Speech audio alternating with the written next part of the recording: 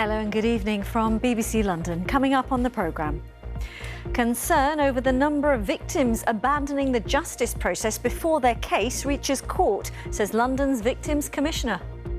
They just don't receive their basic rights and entitlements under the Victims Code. They don't receive basic service from police or CPS or the wider criminal justice system. Also ahead tonight, a London couple who died in the Air India plane crash. Their son speaks of his loss, but also the kindness of the community. Plus, how one East London estate is adapting to our changing climate, together with a positive impact on nature. And pictures that made headlines around the world. We meet the London photographer behind them.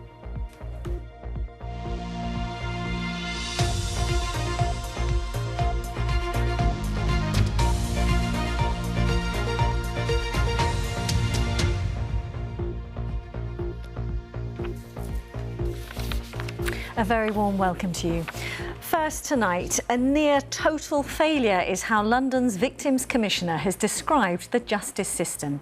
Claire Waxman says research shows too many victims are dropping out of the process, citing traumatic experiences reporting crime, a lack of support and long court delays. In fact, many are even withdrawing at the very early stages. Our Home Affairs correspondent Sonia Jessup has more on the findings and has spoken to the Victims Commissioner. Sonia. Thanks, Riz. Yes, this report, commissioned by Claire Waxman, looked at around 270,000 crimes reported to the Met between 2021 and 22.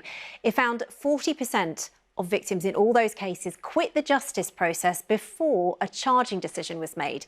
And that's even higher in cases of domestic abuse at 59%. And where rape was reported alongside that abuse, well, it was 74%. So why are so many deciding to walk away rather than go to court? Why are so many victims seeking justice feeling forced to drop out? A new report has found a system at breaking point. It's a near total failure, actually. Many victims struggle the moment they come forward and report to the police. They just don't receive their basic rights and entitlements under the Victims Code. They don't receive basic service from police or CPS or the wider criminal justice system. The report refers to one victim who told police that he had been sexually assaulted by someone he lived with. He was told by a police officer, "There have been cases of people being stabbed to death, and we have their faces on CCTV, but they still don't get a conviction, so this won't go anywhere." The report says this put the victim off. He wasn't offered any support, and he went back to living with the offender who raped him twice. It also highlights language barriers, poor translation services, and calls for a ban on police sharing victims' information with immigration enforcement. For migrant women, the risks are even higher. They face abuse, not just from perpetrators, but from the system too. Insecure immigration status is used against them to silence and control them. And when they do try to get help, they're blocked again. The report calls for stronger oversight of police, checking how they're keeping victims engaged, adequate funding from government for support services, and urgent action to tackle record court backlogs, an issue the Met Commissioner recently raised before the London Policing Board. We already have 500 cases listed in Crown Courts in London for 2028, over 500 for 2028. Even worse, we now have over 65 cases listed for 2029. Over 65 cases listed 4 years hence. They are horrific statistics. The Minister for Victims said the government had inherited a court system on its knees and would set out plans to tackle the backlogs this autumn. So what is the balance between a police officer trying to perhaps gently manage the expectations of a victim about the difficult process ahead and just scaring them off? It's a difficult balance. You know, we have to acknowledge we have over 17,000 cases waiting to get into the Crown Court, but they have to understand victims are very vulnerable. There'll be a lot of shock and trauma when they've come forward. They've got to take the time and work with them and meet their needs and understand their needs. The Met says it is proactively targeting dangerous sexual offenders, as well as rolling out more training and improving communication on cases. London's Victims Commissioner warns too many are being let down and a radical overhaul across the justice system is needed. Sonia Jessup, BBC London. The family of a London couple killed in the Air India plane crash say they're still searching for answers and accountability weeks after the disaster. Ashok and Shabana Patel from Orpington were among 53 British nationals who were killed. Their son Miten has spoken of his loss and says having a personal item of his father's returned to him has meant a great deal. He's been speaking to Oliver Whitfield-Merchant. Searching for answers about his parents' death on board Air India Flight 171. I think for everyone, it is that why. Why them? I think every single household that has had this experience with their loved ones is saying the same thing. Why us? Ashok and Shabana Patel from Kent were excited to be returning home to Britain when disaster struck. An interim report by Indian air crash investigators recently revealed fuel to both engines had been cut off shortly after takeoff, resulting in the plane losing thrust before it crashed.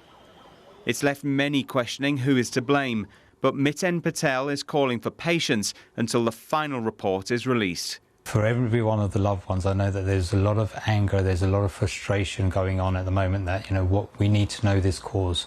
But more than likely, it's going to take time. The damage to the plane was extensive, destroying almost everything. Yet somehow, the jewellery Miten's dad was wearing on the flight has been returned. Dad would have reached out his hand to grab my mum's hand, so my mum would have been holding this as well. So in their last moments, they would have both been having some sort of connection with this ring. And for me to get it back is nothing short of a miracle. It is a tiny fragment of comfort for this grieving son, who's now focusing on arranging a funeral for his parents. Like so many of the passengers' relatives, the search for closure continues. That's Oliver Whitfield-Merchant reporting there. Thanks for being with us this Wednesday evening. Lots more ahead, including... After 3 summer heat waves already and the temperatures set to rise again, we've been asking Londoners here in Regent's Park how they've been adapting to climate change. And the London photographer whose pictures make headlines. We hear from the man behind the lens.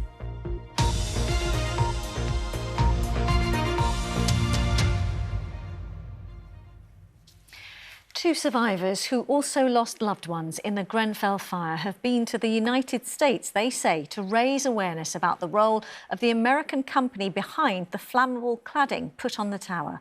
The public inquiry found cladding was the primary cause of the fire's rapid spread. The billion-dollar steel company Arconic, whose headquarters are in Pittsburgh, Pennsylvania, have always denied doing anything illegal. Aisha Baksh caught up with the survivors on their return from the US, and you might find some of the details in her report upsetting. It's about a company that's around the corner, Arconic. I don't know if you've heard of them. Within 20 minutes, all those people inside the tower, we got rescued by the firefighters. The building went up in flames in 20 minutes. The whole of that, look at that building. In downtown Pittsburgh, survivors of the Grenfell Tower fire speak to locals. Known as the Steel City of Pennsylvania, it's also the home of Arconic, a global company and local employer. Their cladding was used on Grenfell Tower. It was made of sheets of aluminium with plastic in the middle. Nick Burton was rescued from the 19th floor with his wife of 30 years, Pilly. She then sadly suffered a stroke, and when she died became the 72nd victim of the fire. For all these years, it's gone really quiet. They're going about their business, they're making record profits, and we just need to make sure, to give them a wake-up call to say that we're still here. Marcio Gomez escaped from the 21st floor with his 2 young daughters and his then wife, who was heavily pregnant. The baby son she was carrying, who they called Logan, was sadly stillborn, while she was still in a coma. It was emotional, knowing Arconic. It's where their headquarters. So there was a lot of anger, rage, but also power and strength to actually, I need to be able to do something here. Along with friend and local campaigner Moira Samuels, Nick and Marcio wanted to go directly to the home of Arconic, they say, as a show of strength and to educate local people. The reception was really, really welcoming, and people were wanting to listen. We didn't get any negative responses. So that's very hopeful, I think. If that was a high rise here and killed one of these men and women, there would people be arrested most likely. And the group also met local firefighters from the Pittsburgh Fire Department. They knew everything about Grenfell. They did studies on Grenfell, they did studies on the cladding. They knew, I think they probably knew more than what our own fire service here know or knew at the time. The group worked with Pittsburgh-based filmmaker and journalist Chris Ivey. He's been documenting the Grenfell Justice campaign for many years and highlighting Arconic's role locally. I caught up with him in London shortly after the 8th anniversary last month. They keep Grenfell very quiet in Pittsburgh. And even when I try to talk to politicians about it and stuff, they hear it, but they don't respond. But now that I'm bringing awareness to it, they said, well, we didn't know about this. Well, they didn't want you to know about it. And they've been really good by keeping it secret for all this long. Arconic refuted this suggestion and told the BBC they've made several public statements about Grenfell, which were also made available to their local employees. The Grenfell Tower public inquiry concluded Arconic promoted and sold their product knowing it presented a significant danger. But the company has long rejected claims their cladding was unsafe and insisted they didn't conceal information. Their lawyers told the inquiry other companies were to blame for the installation and use of their product on Grenfell Tower. Well, there were other companies involved in the refurbishment of Grenfell Tower, but the public inquiry concluded that the cladding was the primary cause of the rapid spread of the fire. Over the recent 8th anniversary, Arconic said in a statement that they had made financial contributions to those affected and they fully engage with the ongoing legal process. The group's trip ended with a video projection of flames against the outside of Arconic's headquarters and a hope for some closure in the future. It looks so real. We would never want to burn their building down, I have to make that clear. But to look upon their building and see the flames or the projection, it was very emotional. Someone in the organisation is going to have to be prosecuted, and that will bring us some sense of justice and some sense of healing and some sense of peace. Arconic told BBC London American executives were not responsible for products, process, markets and certifications. Grenfell's bereaved and survivors, however, believe the company at home and abroad needs to be made more accountable.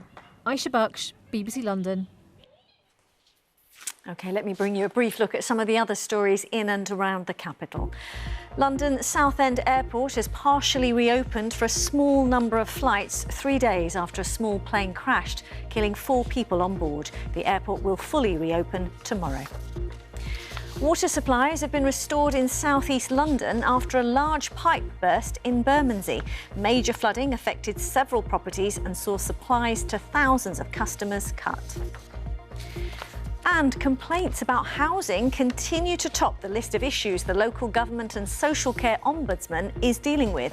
Its annual review showed it received a record 20,000 complaints on all subjects, with over a quarter coming from London. Now, temperatures have cooled a touch compared to the recent heat wave, the third one this summer already, but it's expected to hot up again soon. In fact, the Met Office says heat waves are likely to become more common, which means both we and the city we live in will need to adapt. Let's join our reporter Thomas McGill, who's in Regent's Park this sunny evening where you and others are enjoying it. Indeed, Riz, yes, it's a little bit overcast actually tonight and a lot milder than what it has been over the weekend and into Monday, and people certainly seem to be enjoying this milder temperatures. All across the park there's little groups of people on blankets, and I'm pretty confident that's the same story across all parks across in London this evening. I mentioned there those hot temperatures at the weekend. I think it peaked around about 33, 34 degrees, and experts are now suggesting that those sorts of temperatures could become the norm in the future. So I've been asking some of these lovely people in the park this evening how they've been coping with the heat and whether or not they've been adapting to this change in climate. I actually don't mind the heat. I love the heat. My challenge is at night, sleeping. So at home we have a fan, so we sometimes have the fan on or just sleep with not much on. I feel drained. If I've been out in the heat, I get back and I'm like jelly. I need to just sleep and recover. How much do you enjoy or dislike the heat? I enjoy it because it's not here for long. It's not here for long, so I really enjoy it. My advice is stay cool in the evenings, have a tepid shower and a glass of mojito. There you have it, some novel short-term solutions to staying cool, a tipple and stripping off a little bit. Now, I think it's fair to say everyone, experts included, agree that more longer-term solutions are needed to cool the city down. And one of those is planting more trees, which is exactly what an estate in Tower Hamlets has been up to, as our environment correspondent Tom Edwards has been finding out. On St George's Estate in Tower Hamlets, a perhaps unlikely site for an orchard of 50 fruit trees. Planted in 2013, it has thrived and is well loved. The orchard has crab apples, plums, cherries, pears, medlar, mulberry. Jim Ford looks after the orchard and lives in the nearby block. Very popular, especially when the fruit comes out. It's even more popular then because we don't actually get to see a lot of the fruit once it appears, and we love the fact it's an open space. It's a community space, and then we get outside the community will come in and go, there's some fruit, so they'll take the fruit. It's fine. It's what it's for. It's to be eaten. So. And does it cool the area? Is that part of what you've noticed as well with the warming climate in London? Oh, for sure. You can just walk around here and it's a cooler area than if you've been into Cable Street, or more so the highway is just over the road, which you wouldn't know in this environment. London is warming and its trees and their shade cool the climate. There are plans to increase London's canopy by 10% by 2050. This scheme is seen as a blueprint, with other estates now copying the idea. The charity Trees for Cities say planting in inner London is particularly important. London, it does have over 8 million trees, but they're not distributed evenly across the city. So Tower Hamlets, where we are now, the borough has got one of the lowest tree cover rates in London. It's about 8 to 12%. And where you can help close that tree equity gap, it makes a world of difference. So now this area has 19% tree cover, and making urban forests more equitable and accessible for communities like this at the estate. What difference do they make, urban forests? They bring so many benefits, heat, shade on a hot day like today, the air just feels cleaner, they bring biodiversity. With London expected to get warmer and experience more frequent heat waves, a small orchard in a housing estate in Tower Hamlets offers perhaps part of the solution. Tom Edwards, BBC London. Right now, the Lionesses are chasing European glory in Switzerland. Back here in the capital, Tottenham Hotspur have been given the green light by the mayor to build a new women's football academy. However, the site in Enfield is part of Whiteweb's Park, which lies within the Greenbelt, and campaigners say should be protected. Chris Legg has the story. Swings it back in. Last year, Tottenham reached the Women's FA Cup final for the first time. They're now celebrating the go-ahead for plans to build a new women's academy, something they say will bring future opportunity to young girls across the capital.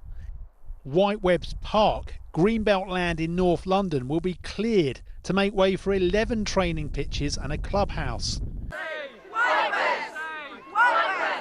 There were protests when planning permission was granted in February, and now fresh upset after City Hall decided it won't stand in the way of the plans.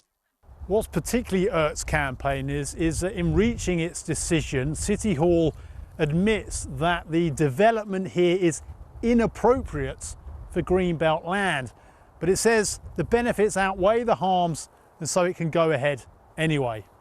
Enfield Council welcomes the decision and says the Women's Academy here will inspire future generations.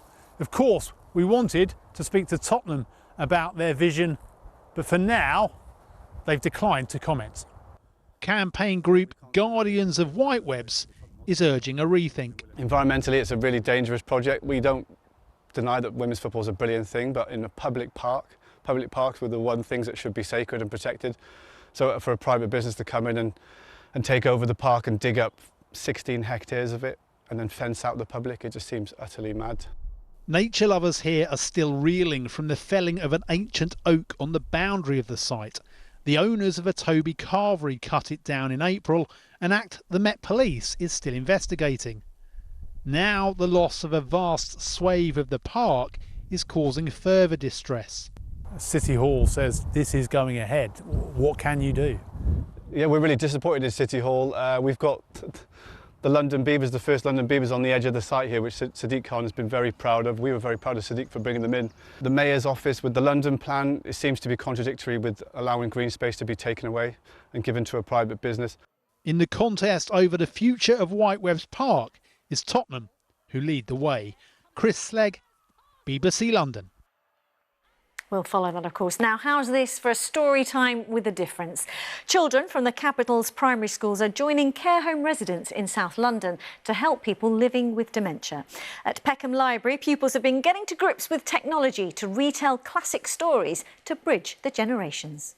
It's all about working out what you can do when you're living with a cognitive impairment and how you can engage with the world around you, including different generations, and also trying to sort of destigmatise the world of dementia so that kids can play together with, it might be their grandparents or parents at a point in time, and really just create those connections that are all too few in the current modern world. OK, to life behind the lens now. The London photographer and filmmaker behind not just this famous picture, but whose work has captured other recent events of our time, including the Black Lives Matter movement. Alice Bundukravi has been speaking to Missan Harriman about his first solo exhibition at the Hope 93 Gallery in central London. Missan Harriman, welcome to the programme. Thank you for coming in. Thank you. The Purpose of Light is the name of the exhibition. Tell us about it. Well, between the highlights and the shadows is truth. And I wanted to have a show that shows a broad church of the very best of this country, people that march the streets to force change across many civil rights movements. And for the first time, there'll be over 100 images at the Hope 93 Gallery on East Castle Street, where people can walk in for free to see the importance of community and protests in a way that I don't think has been shown in a gallery space in London for a long time. And am I right in thinking that it was your pictures specifically of the BLM protests which really made your career happening? You were already obviously taking photos, but not professionally. After George Floyd was killed, I went out to the streets to see what the streets were saying, and I listened with my lens, and what I managed to capture was this symphony of protest, this opus of hope, of people that wanted to show that they cared for people that looked like me. And that changed my life in getting me the British Vogue cover that changed my life. The very first black male photographer to ever have a Vogue cover, Marcus Rashford and Adwa Aboa. Yes. I mean, unbelievable really that it has taken that long. 104 years. Do you have the sense of this weight of history and being a pioneer? Do you feel that? No, I just feel lucky to be able to be the custodian of perseverance, protest, rage, in a way that is human and that people can really, really relate to, which is why it felt like it was time now, with so much going wrong in the world, for people to walk into this exhibition and it be a sanctuary for them to recognise that they are not alone. And in many ways, these pictures, particularly of the protests, are photojournalism. You're capturing things that are happening, but you also take great portrait photographs of people. How difficult is it to bridge those two different disciplines? Well, for me, it's literally the same. I shoot very famous people in the same way as I shoot protesters. I look for their truth, I look for their humanity, and that's possibly why my pictures seem to stand out from the crowd. And we will be reminded, of course, of how much has happened in this city, how many protests there have been. It's a salutary reminder. Miss Anne Harriman, thank you so much for coming in and sharing your stories with us. Thank you. Thank you very much. And with that, let's see what the weather's up to for the next few days with Elizabeth. Hi there, nice to see you. Thank you, Riz. Lovely to be here. And it was a lovely day as well, wasn't it? It certainly was. Thomas earlier on in Regent's Park. We got to 26, 27 degrees Celsius in Wisley in Surrey. It seems to be our top temperature. Lovely weather watcher photo here from Barnes. Over the next few days, though, it is going to change somewhat. There's actually going to be a short, sharp spike in temperature as we head through Thursday and Friday. It's going to feel very warm on Friday, and then it's all going downhill at the weekend. I've just had Mike, the director, complaining in my ear about the heavy thundery showers that we're going to see. So if you do have events at the weekend, then pay attention to the forecast now. Why have we got this messy picture? Well, because low pressure is out towards the west and it's starting to push these weather fronts in from the southwest. Of course, we're not really touched overnight tonight by those. There will be a little bit more cloud perhaps into tomorrow morning. Temperatures 15 to 18 degrees. So, you know, generally it's a warm start to the day tomorrow, certainly. And then into tomorrow, we're going to see this band of cloud push through. Could produce a little bit of patchy rain, but nothing much at all, really. The winds are light and there'll be a lot more sunshine, I think, as we go into the afternoon. It's going to feel warm again, 25 to 27 degrees Celsius. Let's just take a brief look at Friday, because it's more of the same. But this time I think there'll be less cloud around and I think it's going to be feeling warmer as well. In fact, I think some of our temperatures could possibly peak at 29, even 30 degrees Celsius. Small chance of 1 or 2 showers popping up here and there by the time we get to the end of the day. It's a possibility, perhaps. But unlikely. I think most of us a very warm, sunny day. But this is Friday night into Saturday. Look, that can really ruin your Saturday morning. There'll be heavy, thundery showers moving in from the south, and there could even be some flash flooding. So do keep an eye on the forecast, just because the ground is so dry, and there'll be a lot of rain within a short space of time. So along with those thundery showers, a drop in temperature as you'd expect through the weekend. But there'll be some sunny spells around at times. Certainly not as much as we saw today, Riz. I know we need it, but yes, if anyone's got outdoor plans, Elizabeth, thank you. And that is where we leave you. But if you've ever tried moving or rearranging plants, spare a thought for the task at hand at Kew Gardens, where 1,000 species will need to be moved as the world-famous palm house gets an epic makeover. Check out the story on our website. For now, though, from me and everyone on the London team, thanks very much for watching and enjoy your evening. Bye-bye.